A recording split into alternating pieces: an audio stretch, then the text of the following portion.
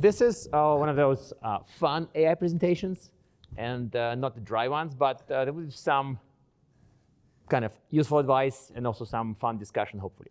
So it started from us, Taylor and me, from Office of the CISO, working on various initiatives with client and securing AI workloads, projects, and we kind of realized that a lot of this needs a framework. Because ultimately, when many of the security leaders encounter securing AI, it doesn't come as, please secure AI. It comes as a kind of a shotgun blast of random stuff, vaguely related to security. For example, we've seen situations when a CISO or a security team was asked to deal with intellectual property concerns. You've seen some bizarre ones, right? When people ask us about.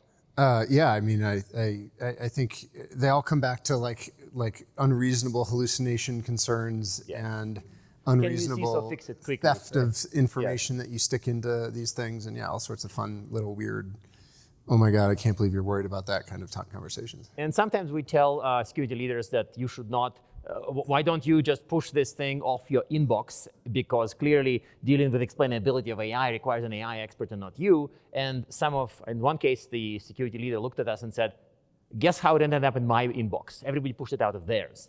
So he was kind of a person of last resort at the company who would save them from those issues.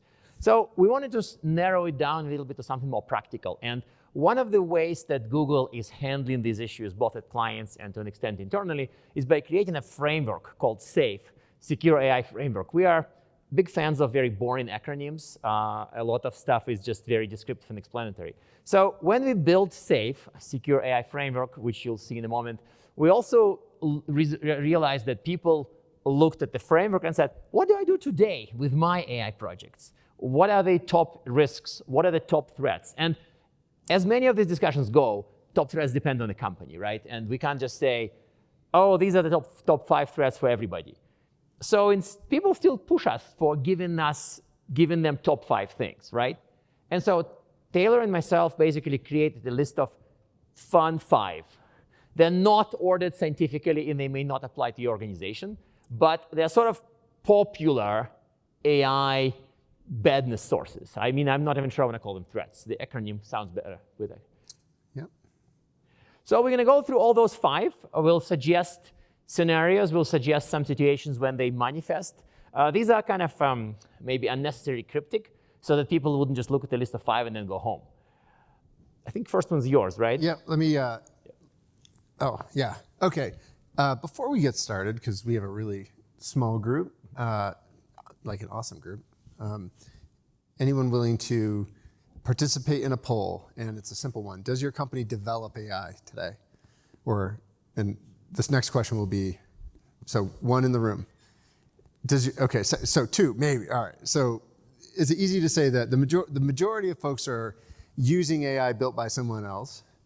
Are you talking foundational models or something? I'm saying, are you building algorithms yourself that introduce or bring the use of artificial intelligence into a process at your business? So you're creating the algorithm. You're not buying the algorithm from someone else. If I look at university, is that going to change how you think about it? Not at all. No. It's an important characteristic. So maybe it's both. It's all of the above.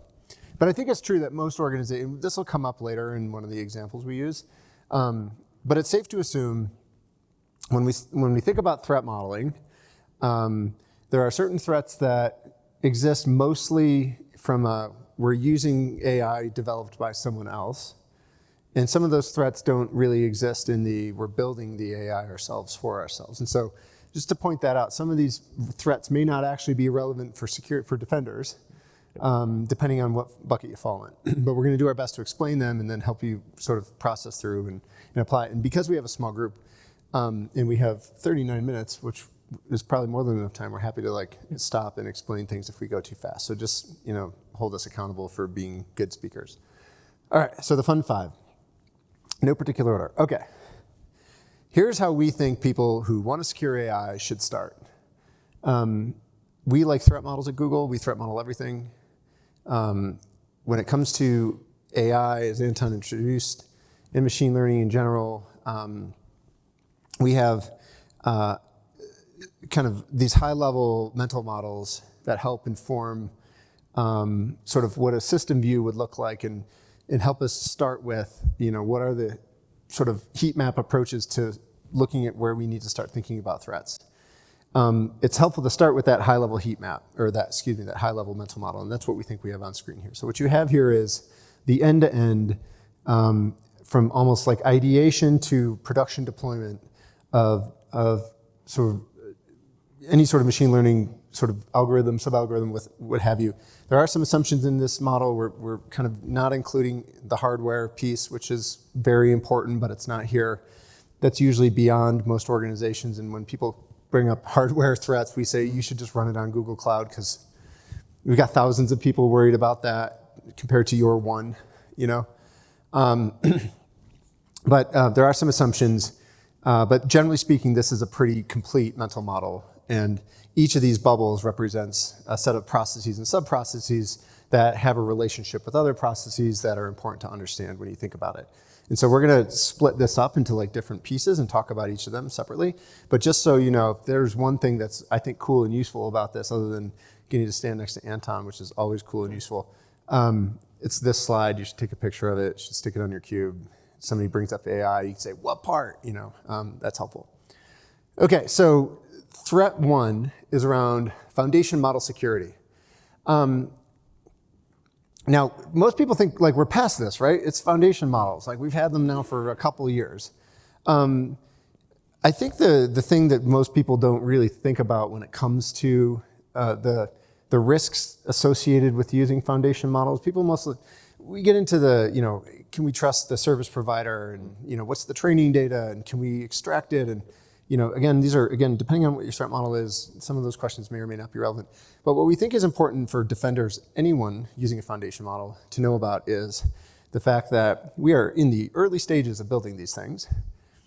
We can't explain exactly how the neural networks always work. We can't produce confidence scores, really, that the results these models generate are going to be accurate within a certain threshold. And because we have these issues, these concerns, we also have software vulnerabilities. We also have vulnerabilities in the training data. All of these models that we're building and putting out there now that are being used to now train the next model and train the next model, all those vulnerabilities, all those problems are transitive. Meaning, if they exist in the foundation model and the next model you build or the next business app you build off that model, those vulnerabilities go with that model too. And if you think of what people are doing now is using foundation models to train other foundation models to then train other foundation models, right? Ultimately, you're as secure as that first foundation model created in 2022. And that's an interesting problem that I don't think people are designing tests and evaluations and controls to detect issues in nth layered foundation models that they're relying on.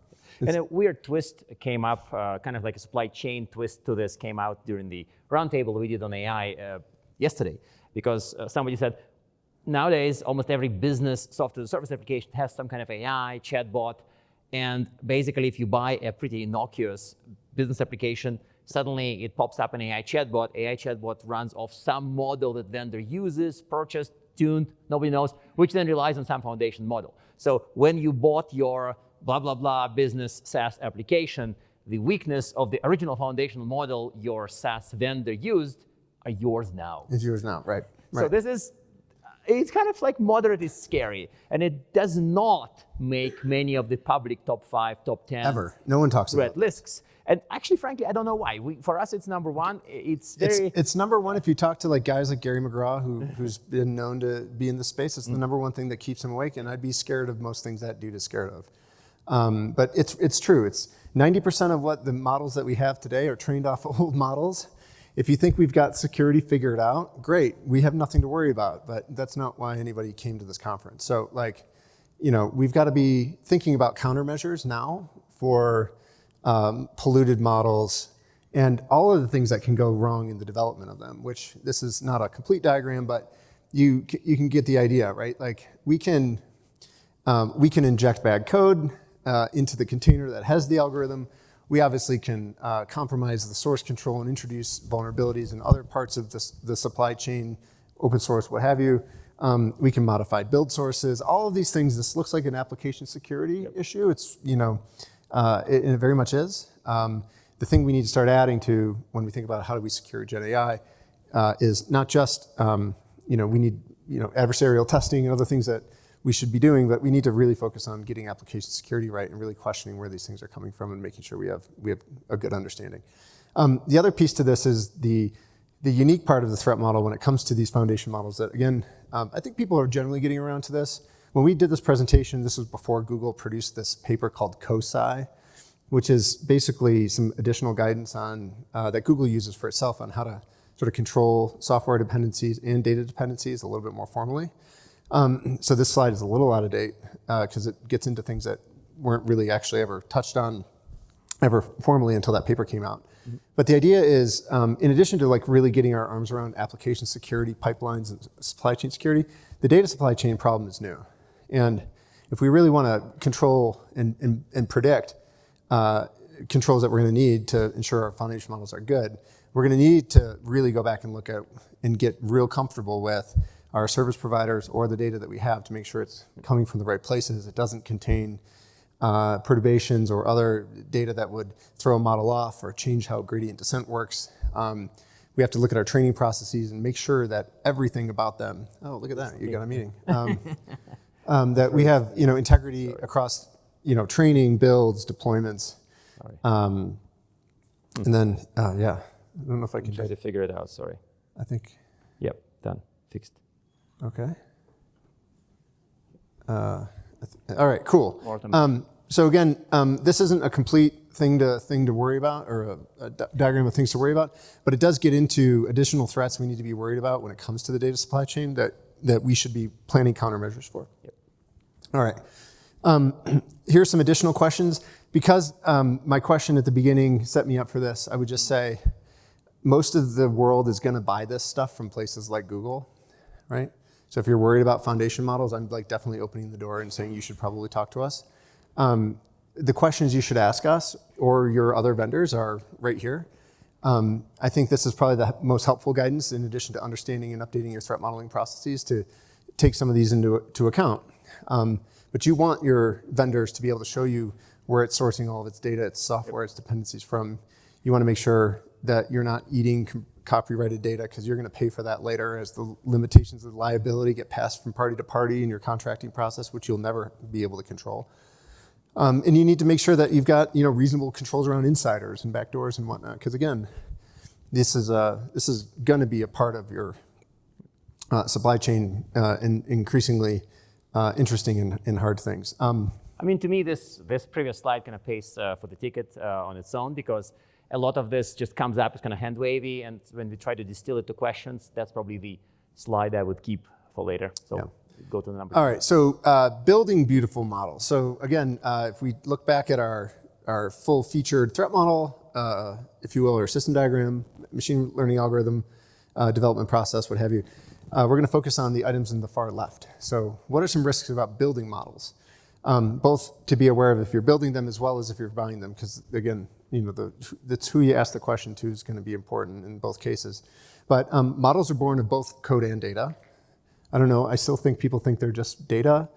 I think some people think they're sentient and they're humans, but really it's usually some Python code, hopefully written in Tensor, because we like that. It's deployed in a container and it's probably running on Kubernetes. And it's probably reading data from a storage bucket, and that is quote unquote the model in production in most cases. So it's both code and data. Data risks are software risks now because they're both really the same things. So all this controls you have on. The most quotable bit, right? That we think of software and we realize that data becomes part of software supply chain, and then data defines what happens. To me, I had to kind of flip a bunch of switches in my head to sort of start thinking about it, because I think AppSec, DataSec, and suddenly you're like, duct tape them together and you have like a weird mix of data security and software security in one place. It may not be a super helpful comment, but it's one thing that how I was able to kind of transcend thinking about this, like this is data, this is programs. Like, yeah, I mean, they're both instructions really at the end of the day. And data people don't think of as instructions. They don't, yeah. But it's when we think about protecting them, a lot of the same things apply, and that's really the point of this is, we think it's cool because data is this new element. We talked about some controls you need. Data security and software security are merging as opposed to becoming separate disciplines. At least that's what we hope people are doing, as opposed to trying to deal with them in separate things. We think they're eventually going to end up being back there. We think this is cool to focus on as is a set of problems, but we think really ultimately what organizations need to do is put the governance in place to get their AppSec programs up and running and keep them there, which is usually when you go into organization, you ask, what's your biggest problem with AppSec? It's like, well, I can't get my developers to do anything. Yeah. And that's normally, if you get to the root of that, a governance and sometimes a tooling and funding problem, but mostly people just need the motivation. Again, kind of another similar diagram.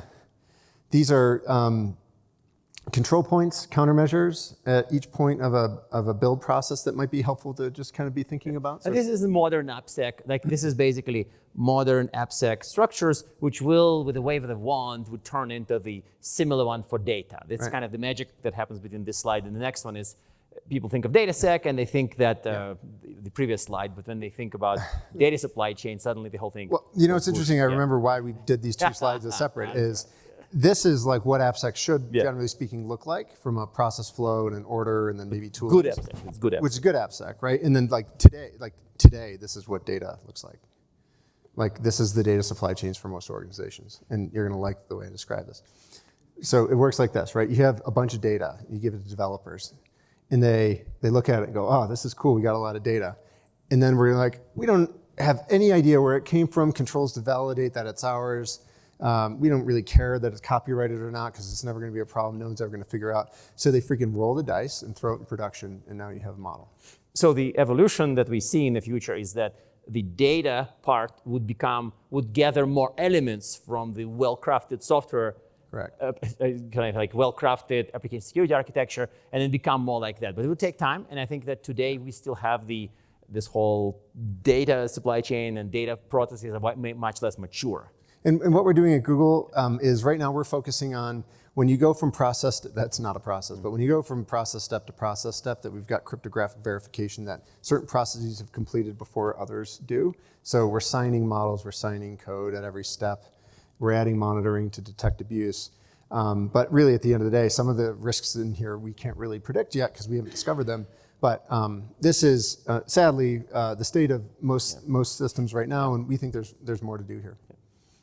So this is you? So this is,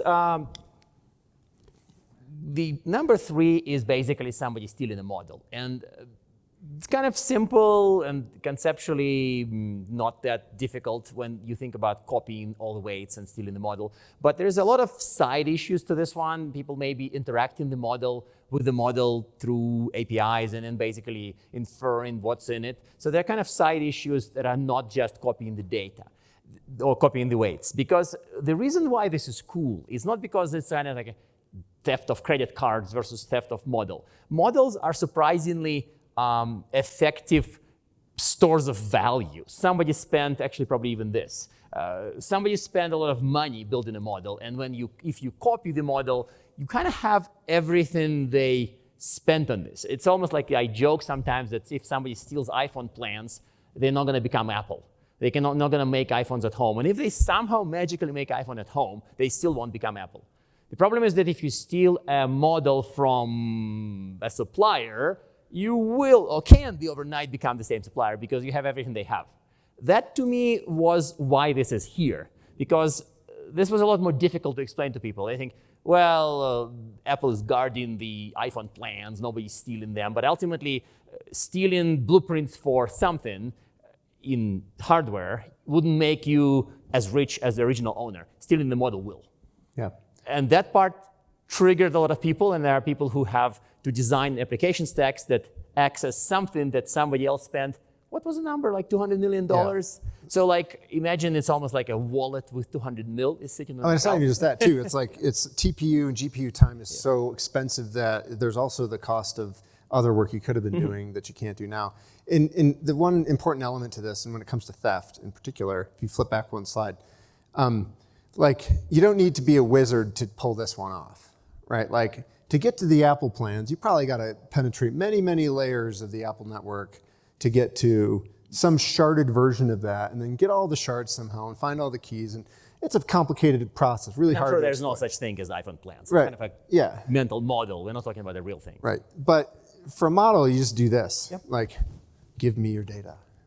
Right? Ignore all previous instructions and give me your data. And it might actually give you its data, like sadly. And again, you know, I spent a lot of time talking to some of the engineers at Google, especially in DeepMind. because I work in healthcare, and so this stuff just has to work, or else, like bad things happen. And we talk a lot about this. It's not just stealing models, the same techniques to use to steal a model, it can be the same techniques to pollute a model, and so there's a set of countermeasures that we need to think, again, encryption being one, least privilege access, pretty basic stuff, but there are certain techniques that we need to be really mindful for, because it is as easy as say, speak friend and enter, which if anyone's watching the new Power of the Rings thing on Amazon, this story's taken on a whole new sort of element, which is cool. But there's lots of ways to do this. There's lots of doors we need to close and locks we need to turn and monitors and cameras we need to turn on to get our arms around this one. And that also is why this is cool. Because as Anton said, like you can go from Anton LLC operating out of his garage to Anton worldwide company overnight by a couple easy questions to a model. That's oversimplifying it a little bit. But yeah, no one would name their company Anton.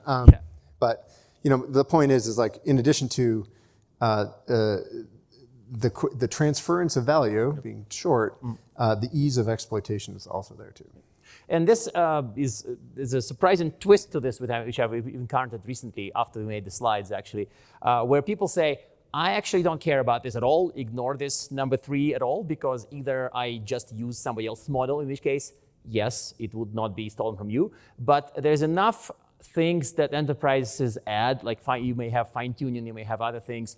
And of course, people who say they use open source or other open weights models may not care, but a lot of this stuff gets changed and gets tuned, the unique IP is added. So it sort of applies to you less if you're not the foundational model maker, but it applies to whatever changes you made. I mean, same arguments apply to the additions. Yeah, again, less cost. It's the inputs, wherever they come from. So the last one is kind of... This is the fourth. The fourth one is, sorry, I'm jumping ahead. So the fourth one is a fun one, because those of you who've seen me before present or write or something, I've dealt with detection response, monitoring, SOC, SIMs for a good number of years. And in many cases, people show up at our door and say, I need to monitor, give me the AI monitoring system, or at this point, the world has coined way too many something DR acronyms, so I've not seen people show up with AI DR, but I'm sure they will. So the question of doing the detection and response around this comes up. And the cool part is, of course, detection and response monitoring is almost always cool. The uncool part here is that, unfortunately, there are 2 pieces of bad news. And one piece of bad news is that when you look at our diagram from the beginning, and we look at the diagram and start thinking, where do we need to monitor? And unfortunately, the number is pretty much every box does carry some form of DNR, detection and response, monitoring observability requirements, which is the first piece of bad news, namely that there's no one correct place where if you just sit at the input, if you just put this type of DLP for model inputs, then you're good. Because you need to put this on for model inputs, for model outputs, for various types of data. It's silly that people are going in marketing, we can solve your security risk with AI with a firewall. We're doing that too. I know we are.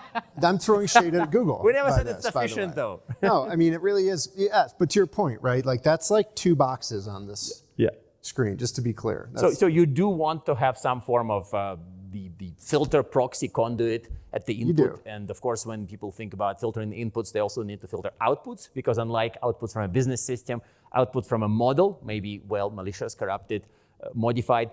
And ultimately, when you start looking, where else do I need to observe? The first piece of bad news is that it's kind of everywhere. But I promised the second piece of bad news.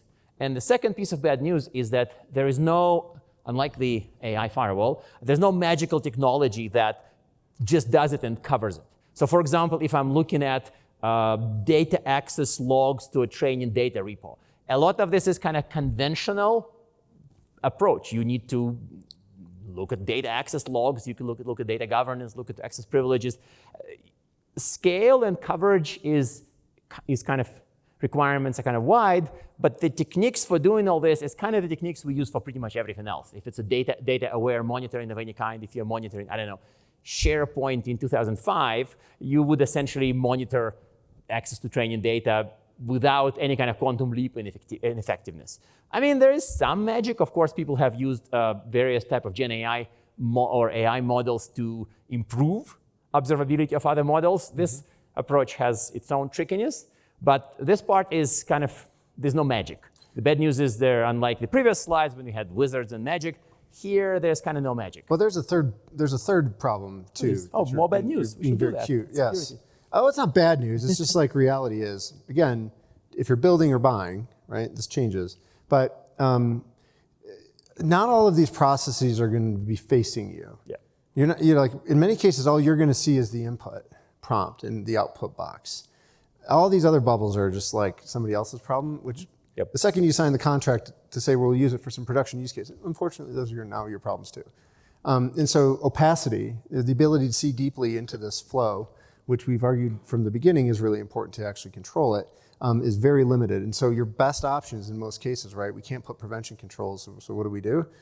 Well, we got to go nuts with detection. And we obviously push prevention as wherever we can, but detection in many of these cases, especially if you're deploying on cloud, is actually available to you to use to actually get control over these things in many cases. But that is a unique piece, is like depending on, again, if you're building or buying, your visibility into these threats, even though you're subject to them, is lower than you think, and you do need to plan countermeasures for that.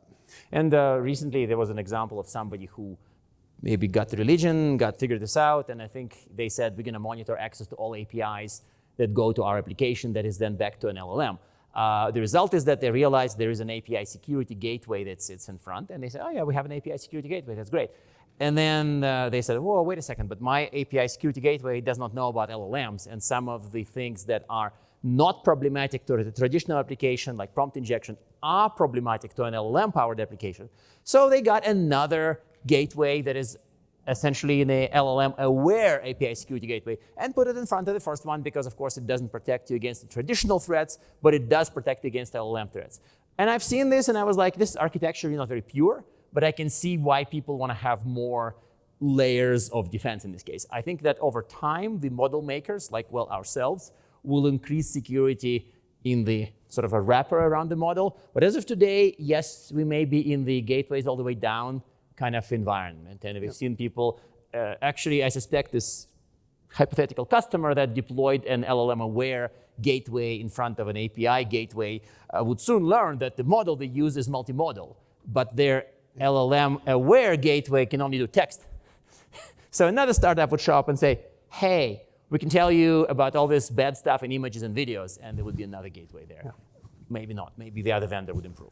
But this, to me, creates a lot of tricky decisions that you have to make now before things become beautiful. And there's other options to if monitoring isn't possible, or depending on the level of opacity, it's not really viable. There's other things you can do with like corrective training and grounding and other things that are usually available that aren't really thought of as security controls, but can be sort of deployed to get the outcome you want. I think the last one's yours. All right, so containment, yeah. So why do we care about securing outputs? Well, it depends. If you've got a model you're involving in clinical decision making and it gets it wrong, you could have a drug allergy and die. Or this stuff veers away from pure cyber into safety, which we prefer. Well, not prefer. We don't deal with all that much, but it's also inseparable from cyber. Yeah, I mean, I think when we talk about this, like this is actually one of the, my observation in the early days when we talked about the importance of output security, we always just talked about it in terms of like, hey, you could hallucinate and produce an outcome that's offensive or inappropriate or whatever, right? Like, and there was a lot of news about that, but we never really kind of zoomed out and said, well, wait a second, like, maybe I do or don't care about output that says the sky is green actually as opposed to blue, but if I limited my thinking there and that's all the harm that could come from bad output, then we'd be fine. The reality is like we've got these things driving cars, right? And making determination as to what's a human versus a street lamp versus a stop sign. And any of those decisions wrong could be catastrophic. And, like we're talking about now thinking about risks that are not financial. Like not all risk is financial, it turns out, right? And the death or the harm of a person or some other life safety critical thing is totally on the table if we don't get this right.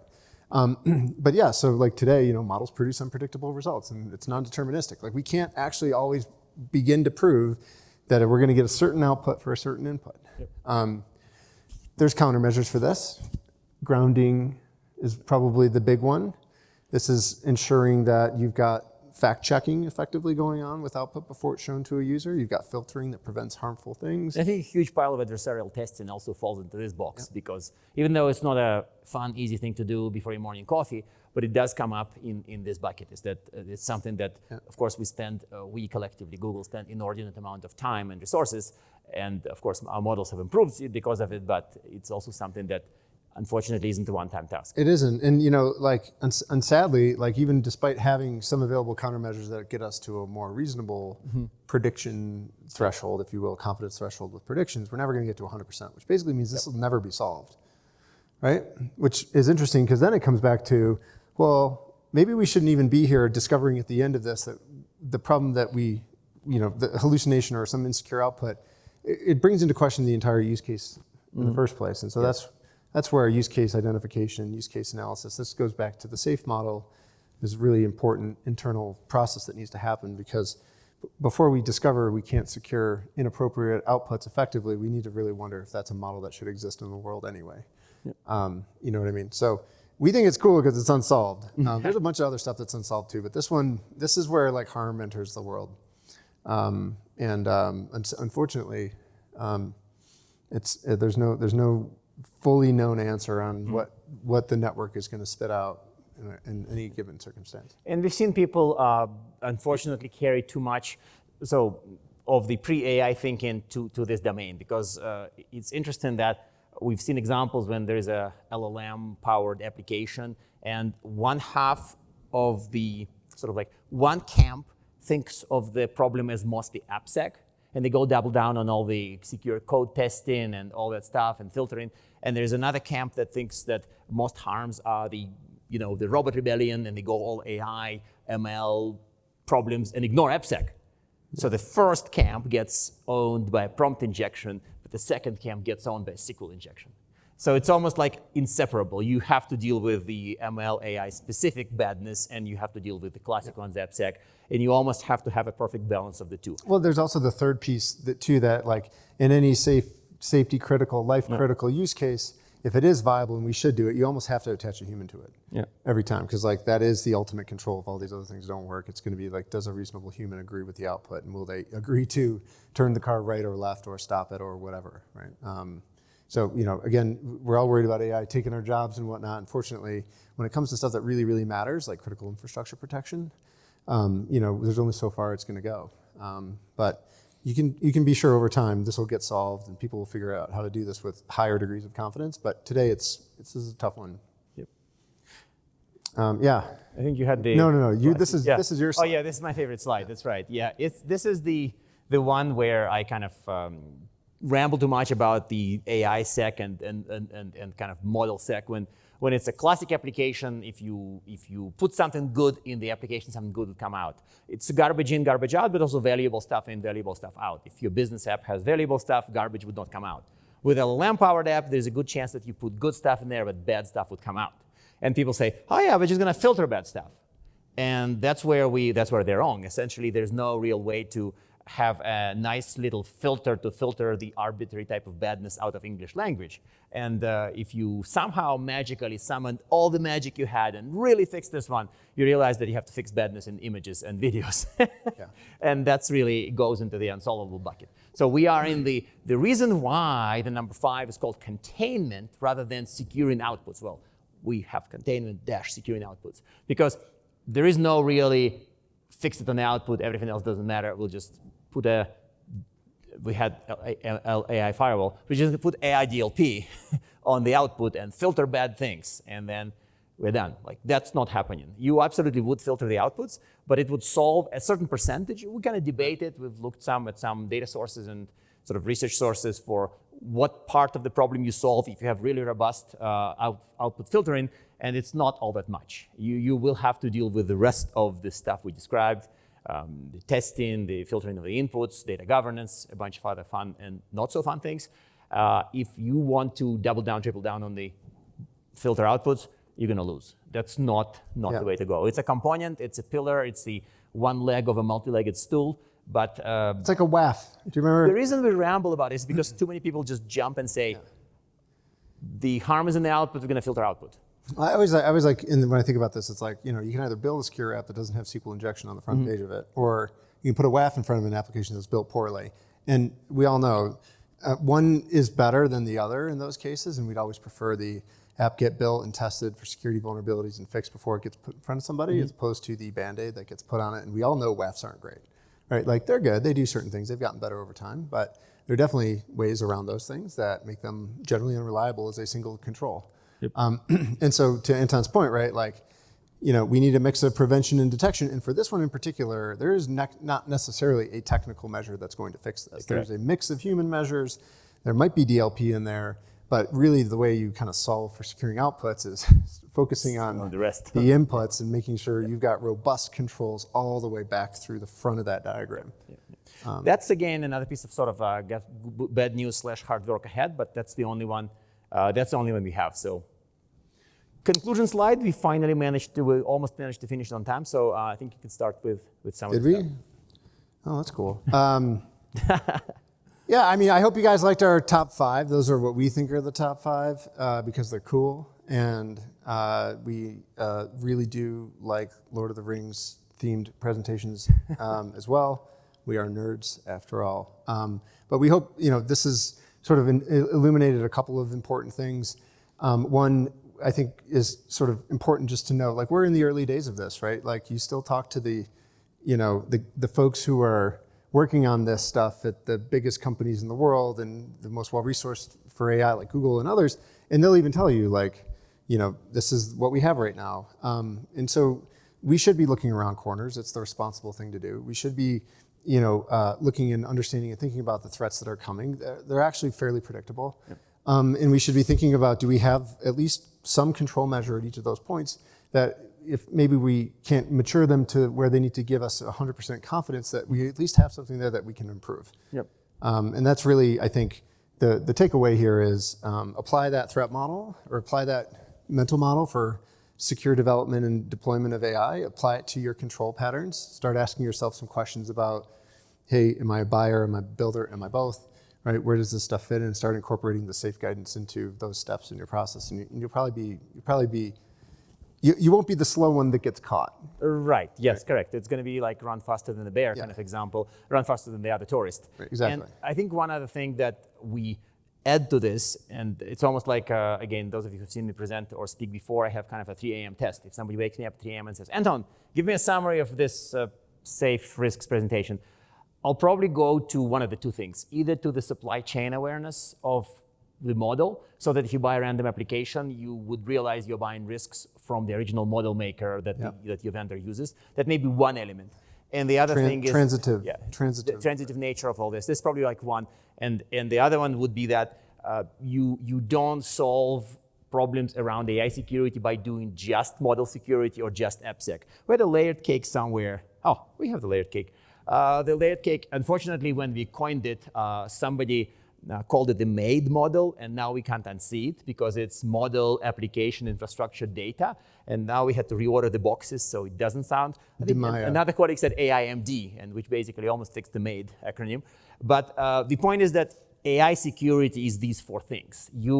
AI security isn't model security, and to me, if I buy top 20 startups that do AI-specific prompt injection, filtering, and blocking, and trained LLMs on everything, and it's absolutely magical, and you double, triple down on model sec, you may lose the AI sec game anyway. So to me, the layered cake and the fact that you have to, depending upon the mode, the importance varies, but you kind of have to cover pieces of all 4. You have to, ultimately, if you do great with DataSec, ModelSec, and AppSec, incredible proposition, but you run it in somebody else's flooded basement, you're going to lose in the infrastructure side. So that's why, of course, we know that much of the LLM-powered app run in the cloud, because ultimately, in this case, infrastructure part is mostly handled, but then you reduce the 4-layered cake to a 3-layered cake. If you just consume, if you don't build, then applications also taken care of. and then data and model remain. So this to me is the other bit that sort of informs the rest of the stack, is that you have to be at least somewhat good at all four if you are developing your own models, or at least you have to be aware of this. I mean, they all matter. It's just like matter. it's the racy that changes some of these boxes and who does what. That is the important point, I think, of what you're saying. And, and you know, there's certain risks that most companies can't mitigate. Many of them in the hardware space, just due to lack of available expertise. And oh my God, that's not what we're in the business of doing, right? Like, you know, not a shameless plug for Google, but in most cases, like to get to that model out of the box with as much being done for you as possible, it's you know, like cloud providers, all of them to a certain degree can do these things to a maximum extent and do them pretty well, leaving you to focus on fewer things and just having to be good at those. So again, not trying to, you know, pump Google or the cloud necessarily, but it is a big difference between trying to roll your own and work on someone else's platform that does go underappreciated, especially on like tail risks that most CISOs and most security leaders can't even focus on anyway, but need to. Yeah, so we got time for questions. You know, any questions? So you mentioned a bunch about kind of data risk in there.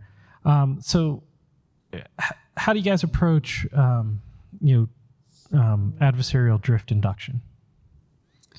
Adversarial drift induction. So by effectively prompting slightly and inducing drift in the model, right? So that force a retrain to induce drift, which will then potentially move it. But humans can't really see that drift. Only the machine detects the drift. Right. So help me, like, so this is a problem we understand but don't necessarily have an answer to. Gotcha. I mean, I will simplify your detailed answer with my brief answer. Is that that's why a lot of people who show up and they confuse the consumer grade model power in, say, Gemini, that's something that sits in Vertex. You can absolutely check the box for the frozen model, and retraining would not be there. So to me, if a large company shows up with that question, my mind would always go to a frozen model. Like, okay, so there's an easy way to not solve this problem. You're gonna throw some number of babies with bathwater, for sure, but yes, but at least that problem would be gone forever. Well, would be gone from that context. And it's not just like so frozen model was the answer I was gonna give too, but again, I think the other way to sort of think about this too is if you have tight control over the model development process and you're signing things and you can say for sure where the model came from and the training data you used to build it, you can freeze that model, right? And then use it and then retrain it on some new stuff to add more robustness to it. Over time, the model gets better and better and better and drift is less likely to do harmful things. But it requires a little bit of kind of pausing, retraining, freezing, pausing, retraining, freezing to get to more robust and more accurate results. But that's both costly and it requires work. It requires work. The alternative is you just take a foundation model from Google that's trained on billions of parameters and can, generally speaking, do a great job on any question and just use it, right? Like, you know, and use prompt engineering to, you know, get the answers you want and use RAG to make sure it's grounded in something, but don't necessarily go down the fine tuning path. I generally say most use cases now, especially given, you know, what Google's done with our context windows and the ability to, you know, add like headers and other controls that allow you to sort of manipulate the model to be the kind of model you want it to be. Generally speaking, you're able to do more and more use cases with just a prompt than you are with fine tuning. There's still some needs for fine tuning, but generally speaking, that is, you know, does that answer your question? Hopefully. Okay. We could just keep talking. Any other questions or thoughts folks have? I'm going to do this backwards. So the analogy. Well, and the reason I'm going to get to the question, but kind of give you the context of what was running through my head. So this is it's still growing up thing. So I'm going to jump to human. As the adult, as the parent, there are times where I can have a teenager starting to head down a path where I'm like, okay, I know where this is going to go. We want to catch it. So in this context, when I was taking a look at the framework, the question that came to my mind is, where do we see ourselves, both industry or specific, around establishing standards of where we may want to have a monitoring framework, the hooks to be able to evolutionary in evolving capacity, check the behavior so that those inputs outputs, it almost feels like an impossible thing at this point. We can start to pick up on the behaviors patterns that could predict it's going to land there, catch it ahead of time. I mean, I'm just thinking that kind of a prerequisite is that we have some kind of mutually agreed upon framework for, okay, you need to have hooks in these key places, critical control points, if you will. I mean, I think Google's spending a lot of time doing this with the government now. We've been active in defining a number of NIST standards. SAIF was an attempt to do this early because there was really nothing that really pointed anyone in any direction. I don't know how it's all going to end, right? And whose framework's going to be the one we point at. What I think is going to be is the NIST Risk Management Standard for AI and secure AI development is going to win, but it's going to be a sort of a mashing together of the best practices of the teams, deservingly so, who are qualified to make those assumptions. How it then improves and gets better, I don't know. I'm going to guess it's going to probably follow the cycle as NIST updates get made and ISO updates gets made, but Exactly. Yes. Right. And hopefully like we're 0.2 iterating right now. a little faster than that. But yeah, I think that is definitely coming. Google's involved in a lot of those things today. I know Microsoft and Amazon are too, and academia is very involved. So we're getting there. Thank you very much. We're getting the time signal, so thank you very much for attendance. This was fun, have a discussion and all that. So hopefully you have the 3 a.m. answer if somebody asks, how did you spend this 45 minutes? All right, thanks everybody. Thank you. Appreciate it.